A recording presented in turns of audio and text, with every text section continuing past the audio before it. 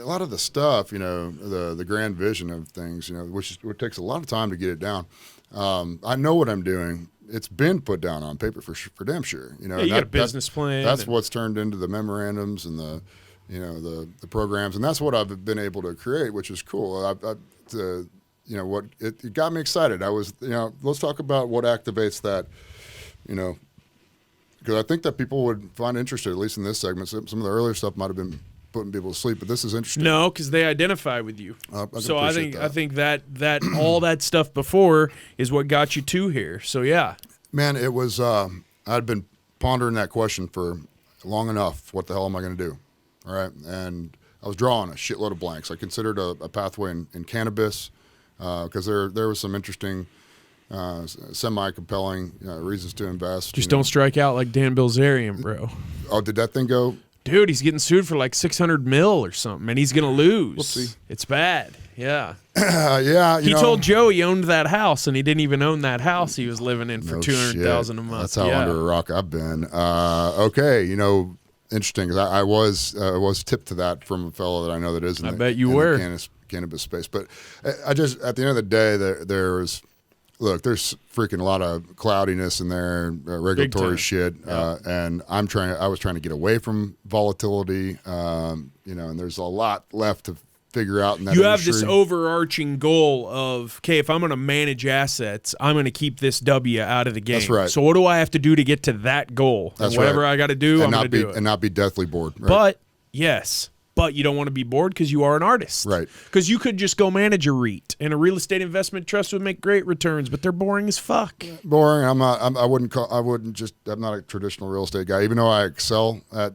I've come to find out that I actually excel in that stuff, like even academically, like I'm kicking the shit out of MBAs in this program that I'm in. Good for you, man. That's awesome. Top of the class kind of stuff. Who'd have thunk it that I was a real estate guy, but I'm not. So anyways, I was washing my damn car one day it triggered the thing, because look, here's what I like. I like to scale stuff. I do like to employ people, but I also view that as I view lots of labor as a negative to a business. It eats your bottom line. It's really hard to manage. It's very inefficient. If you're an investor like me, then I'm trying to scale, and I'm trying to scale quickly. I need an automatic thing. I need an autonomous thing that runs itself, that's got very low human capital, which will naturally boost your profit margin. And there's not a whole lot of things that fit into that. And I happen to be just taking my truck through the express car wash that I'm a member of, close enough to my house. I said nothing's close to my house, but close enough to my house, right?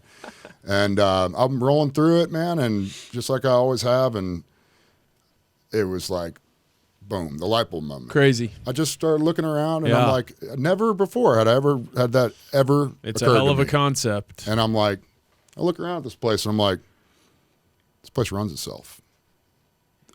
And like my next natural thought was like, dude, this place is jam packed with cars all the time, all the time. Yep. And even when jam packed with cars, you still get through the damn thing in 4 minutes. Yep. And I'm like, I know how much I pay. I'm a monthly guy, but minimal. Anybody swiping their cards paying minimum $6. So I started wondering. I was like, all right, what does this all amount to?